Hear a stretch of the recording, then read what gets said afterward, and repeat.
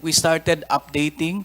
The next stage would be to submit the names, the new directors of PIRMA. You should be warned. Huwag mong tuturuan ng SEC ng trabaho nila. Baka mas hindi po. ma-trouble tayo nito. Hindi po, never Baka my intention, ilibing na Madam yung Chair. pirma na yan. Hindi Patay po. na nga, lilibing Naghihintay pa. nga ho kami, nakikiusap kami, naghihintay kami na hopefully mapagbigyan at mabigyan ho kami ng assessment of the penalties which would allow us, once we pay, which would allow us to file a petition for reinstatement. Yun Madam lang po. Chair?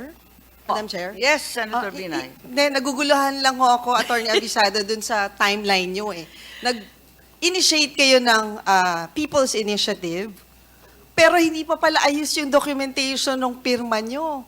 Di ba dapat nag-due diligence muna kayo kung talagang may entity na pirma? Baka naman last minute lang to pahabol. May nakaalala na may pirma dati. At saka, kinaladkad na lang si Mr. Oñate na napakabait nag-volunteer na rin. Di ba, Madam Ganun Chair? ba yun? So, if pirma Ang does gulo not... ba't walang Senator papel? Binay. Di ba? If- Walang technic- korporasyon, walang papel, walang resibo. Ano ba to? Lahat kababalagan? Hindi. So, ang tanong, if pirma does not exist, it does not exist dahil wala na, revoked na siya by the SEC.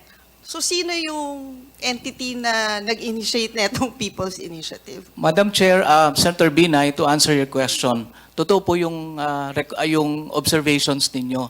When we check the status of PIRMA, we knew na canceled na po yung registration. And we also knew that it would take a while bago po kami makapag-file ng petition for reinstatement. When we checked the rules, we Kaya found nga, out that pero for bakit- purposes of a PI, Senator Marcos, Yes, Attorney it's only a Abisado. registered voter that is required to file for People's Initiative. And we are hoping by the time we file the petition, baka nga po umabot na kami doon sa part na makapagbayad na ho kami ng... Hindi sana ng, hindi na ninyo ginamit yung pirma. Yung mga individual names na lang ang dinatag. People naman ito eh. Basta may tao doon na nakapirma, ayos na yon. Ba't pa kinaladkad yung pirma? Bakit ginamit-gamit pa itong kalansay na korporasyon na patay na? We understand your observation, Madam Chair.